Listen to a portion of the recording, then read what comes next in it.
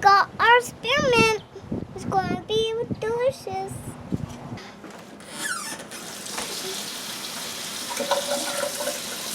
Whisk that very well. Shake it off and put it in the pot. Next, you want to submerge this in water. For now, I'm just making a tea, so you want this to steep. The only thing to remember here is that the longer it steeps, the more potent your jelly will be. My mixture has been steeping for a few hours now, probably 3 hours now. I really should have done this sooner. I did not. It's just going to be more spearminty, and that's okay. Sunshine and I have been out playing, enjoying our afternoon. So now I'm just going to strain this into a glass measuring dish. You can also use a jelly bag. That would be fine too. But I find when I leave my leaves whole, I do need to steep it for longer, but also I don't have to use my jelly bag. See how clear that is? It's not got pieces in it or anything like that. I'm using the less sugar Sure Gel today. It's in this packet here. And I'm using the instructions that are included for the mint jelly. So it says that I need exactly 4.5 cups of the prepared mint infusion or my mint tea that I made earlier. And I'm also going to measure out 3 cups of sugar. So before we get started with the actual process, I want to show you guys my setup. This is my largest pot with a washcloth in the bottom of the water. This water is warming up. And this is where I will sterilize my jars, and then I will water bath in the same pot. I don't want to get my big water bath canner out for just a few tiny jelly jars, so this is my alternative. In the back here of my stove, I have my lids. They are covered in water. I will turn this on and let these simmer when I start the actual process. This is the pot that I'll actually be making the jelly in. This is my measured sugar. It's 3 cups. I just don't have a 3-cup measuring cup, so I'm doing my 2 and my 1, nothing special. I also have a 1/4 cup here because in a moment we are going to mix a 1/4 cup of the measured sugar in this bowl with the pectin. We'll mix that together. It goes in at the same time. This is my measured out tea. This is 4.5 cups exactly. And then I have my washed jars. While we are processing the jelly, I will have these boiling in that stock pot so that they are sterile. You want to boil your jars and your lids for 10 minutes at minimum. First, you want to pour in your 4.5 cups into your large pot. I'm going to go ahead and turn on my heat. It won't take me a moment to mix up my sugar.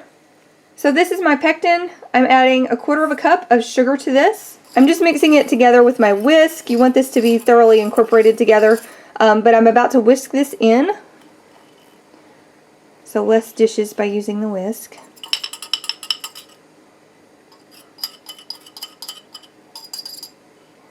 So now you just whisk this into your tea mixture, and you're going to bring this to a rolling boil. While this is heating up, I'm also going to add in about 1/2 teaspoon of butter, just a small pat there. That's going to reduce foaming. You can already see around it that it's reducing the amount of foam in the mixture. Now I'm just whisking it in. That step is optional. Some people do not put butter in theirs. Other people prefer it. I would just make sure that you are using a high quality butter, unsalted. The quality of that does matter. You are going to be storing this, so make sure you're using real butter, and you certainly don't want to use margarine. Only real butter will do.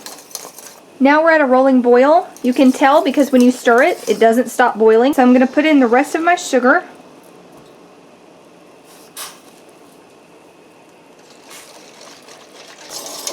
You want to stir this consistently. You don't want it to burn, but you are going to return this to a full boil, and you're going to time it for a minute. Now it's back up to a rolling boil. You can tell because as I'm stirring, it is still boiling. It doesn't stop. We're going to time this for a minute, and then we're going to pour them. Now I've removed it from the heat. I'm going to throw a spoon in here and show you guys how to tell for sure if it's done. So you just take your finger and you run it along the middle, and I don't know how well you can see on camera, but there is a line there where I just ran my finger and it didn't move. Like, it's not dripping down from that line right there where I had put my finger. And so that's how you know it's thick enough. You want to quickly ladle this into your jars just as fast as you can. We're going to leave a 1/4 inch of headspace at the top as per the instructions that came in the box of the pectin.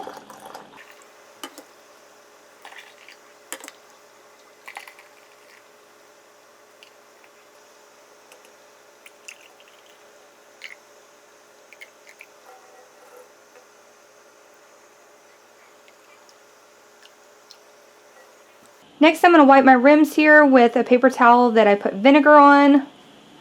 You just want to make sure there's no sticky at the top, and the vinegar really helps to remove that sticky with ease. I also do my canning on this old towel. It just is really helpful because then I don't have to worry about staining up anything or spills getting all over the counter. When you're canning, you kind of need to be efficient and quick, especially with jelly. There toward the end of that pot, I noticed that my jelly was starting to solidify in the pot, so I knew that I needed to hurry. So you don't want to have to stop and clean up spills or anything while you're canning. It's not very pleasant to have to do that, and you could ruin what you're making. So you just want to make sure you get all the sticky off, and then we are going to put our lids and rings on. My lids and rings have been simmering the entire time I was making the jelly. When I sterilize the jars, I start the lids, and then they're ready to go. Whew. And they are super hot. As you can see, this recipe only made 6 little half pints, but this is perfect. Now I'm going to make sure these are finger tight, and I'm going to put these in my water bath. Now I'm just going to put my lid on so it can come to a full boil. We're going to let this boil for 5 minutes for jellies. If it was a jam, we would do 10 minutes, and that is per the instructions with the pectin. They've been in there 5 minutes, so I'm turning that off. It's actually been about 7 minutes, but I'm taking these out now. You want to be very careful.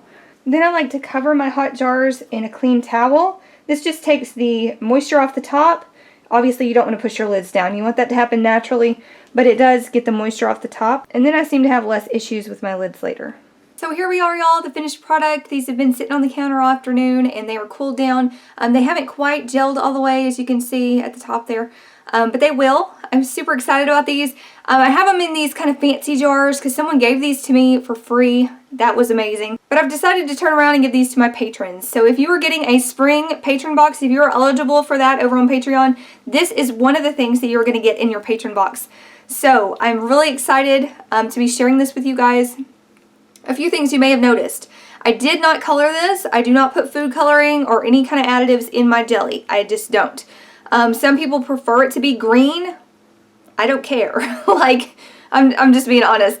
To me, the color does not affect the taste. I don't, I would rather it be natural and not have that color additive in it than it be green like spearmint. Because when you make spearmint tea and you make real jelly, it's not green anymore, and that's okay. This is one of our favorite jellies. We make this every year. We make several. We'll be making more. Our favorite way to have this is with peanut butter toast. Like, we don't do like a peanut butter and jelly sandwich usually. We do like peanut butter toast with jelly on top. I mean, that's just how we roll. But that's our favorite way to eat it. It's wonderful. It's a bit of freshness. This is also great on lamb. I did a lamb roast once with this. Oh, my gravy. We barter for lamb sometimes, and this is one of our favorite things to put on it when we're throwing it in the crock pot. So there are a lot of different uses for your spearmint jelly. If you decide to make this at home or something similar, maybe with peppermint or another kind of herb, let me know. I would love to hear what you guys are making at your houses as well. And as always, thank you so much for stopping by. I think when we do complete the Patreon boxes, I'm going to go ahead and do a video on that too, so everyone can see kind of what is in a patron box. But we do different boxes at different levels seasonally. So there are up to 4 boxes that you can get a year on Patreon. So that's really fun. That's where these babies are going. And I'm excited to share that with you guys. So be looking out for that. And I will catch you guys in the next video. Thanks for stopping by. Bye.